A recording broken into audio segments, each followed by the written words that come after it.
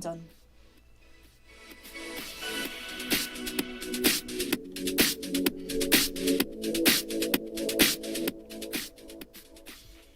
길을 걷기만 해도 함께 걷는 사람과 순식간에 사랑에 빠질 것만 같은 계절의 한복판에 서 있는 요즘입니다. 무심코 고개를 돌린 창밖에 여름빛이 완연할 때마다 언제 이렇게 벌써 시간이 지나갔나 놀라운 마음이 드는 것 같습니다. 모두 건강히 잘 지내고 계신가요?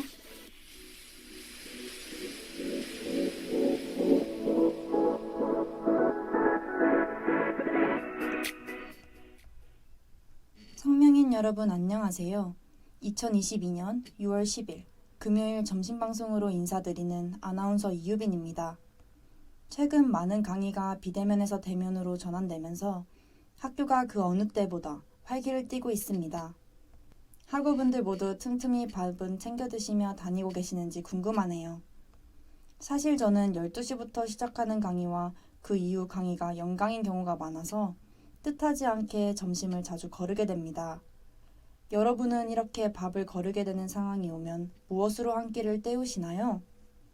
대개 가장 간단하고 강의 중간에 피해가 가지 않고 먹을 수 있는 것이 음료류라고 생각해서 음료수를 간단히 허기진 배를 채우게 되는데 이 음료수들이 사실 건강에는 굉장히 치명적이라는 사실을 알고 계신가요? 오늘 점심 방송에서는 우리의 건강을 위협하는 음료수의 실태에 대해 알아보겠습니다.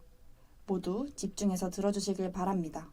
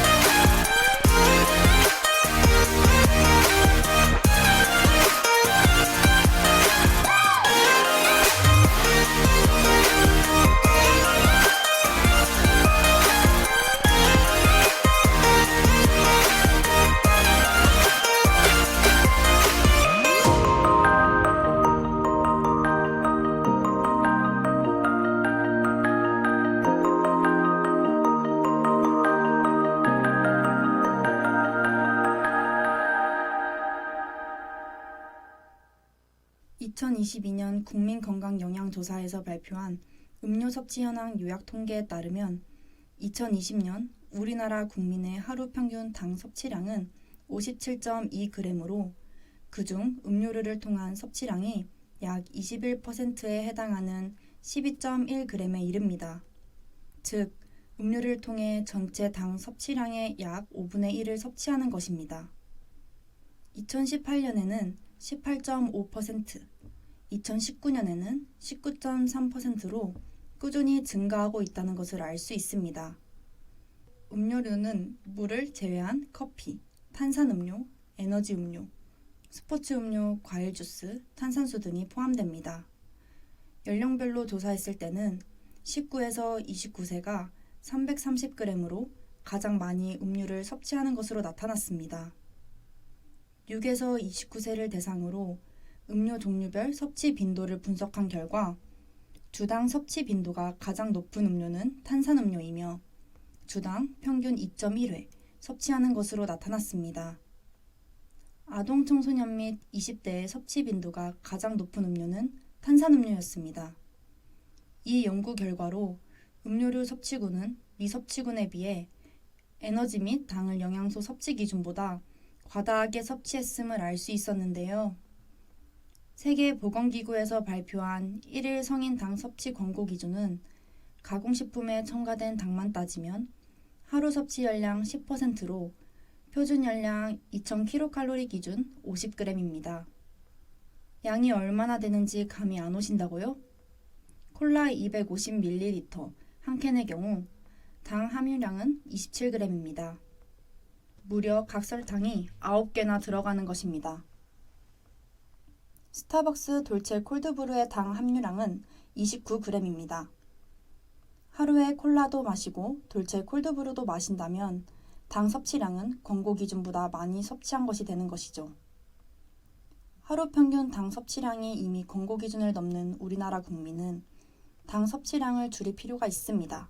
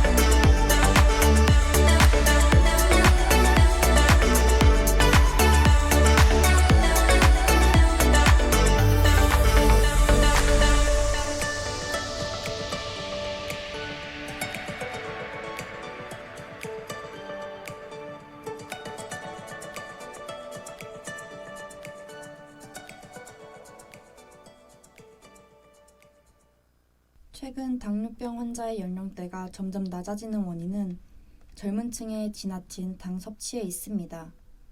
젊은 층 사이에서 급격하게 늘어난 음료류의 섭취. 이 음료류에는 주로 설탕, 액상과당과 같은 정제된 상태로 몸에 들어와 빠르게 흡수, 분해되는 단순당이 사용됩니다. 단순당은 혈당을 급격하게 올리고 과다한 인슐린이 분비되도록 만듭니다. 이러한 결과는 급격한 혈당 저하로 이어지고 금세 허기를 초래하여 과식하게 되는 악순환으로 이어집니다. 단순당은 굉장히 쉽게 당을 올리고 몸의 호르몬 시스템을 망가뜨리기 때문에 인슐린 분비 장애가 오게 되고 고혈압, 대사증후군, 지방간, 고지혈증, 심혈관 질환, 당뇨로 이어질 수 있습니다. 당뇨병은 소변으로 포도당이 배출된다고 하여 이름 붙여진 병입니다. 인슐린이 모자라거나 제대로 일하지 못하는 상태가 되면 혈당이 상승하며 이에 따라 혈당이 지속적으로 높은 상태가 됩니다. 이러한 상태를 당뇨병이라고 합니다. 선천적인 요인에 의해 당뇨가 생기는 제1당뇨와 후천적 요인에 의해 생기는 2형 당뇨가 있습니다. 성인 당뇨는 제2형 당뇨라고 할 수 있습니다.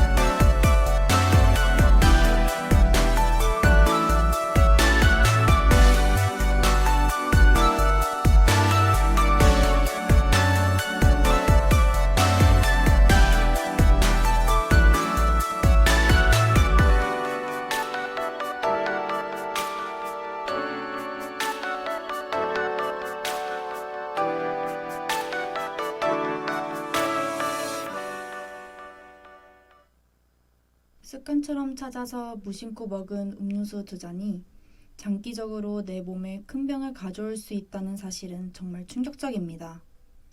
이 얘기를 듣게 되었을 때 제가 그동안 얼마나 많은 음료수를 사랑했었는지 반성하게 되었습니다. 배달 음식을 먹을 때는 입가심으로 당연하게 콜라를 마셨고 스트레스를 받는다는 핑계로 달콤한 음료들을 마시곤 했는데 이 방법이 기분은 당장 좋아질 수는 있어도 몸에는 오히려 폭력적인 방법이 아니었을까라는 생각을 해보게 됩니다. 여러분은 어떠신가요? 저는 이제부터라도 의식적으로 가당 음료를 마시는 횟수를 줄이고 음료뿐만 아니라 혈당 수치를 급격히 올릴 수 있는 디저트류의 섭취도 줄이려고 노력해야겠다고 다짐했습니다. 이왕이면 식이섬유가 많은 채소를 먹는 등 건강한 식습관으로 바꾸어서 아프지 않고 튼튼하게 건강하게 살고 싶습니다.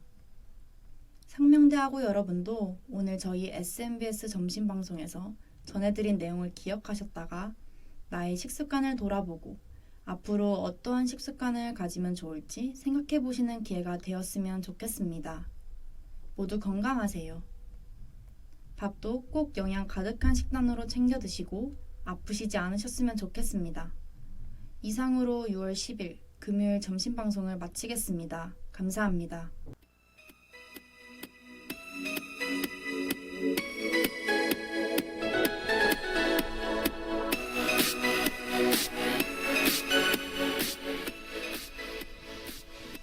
지금까지 제작의 강재희, 기술의 김성일, 진행의 이유빈이었습니다.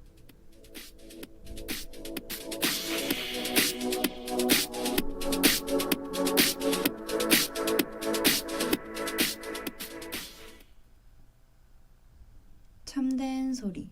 여기는 상명대학교 교육방송국입니다. SMBS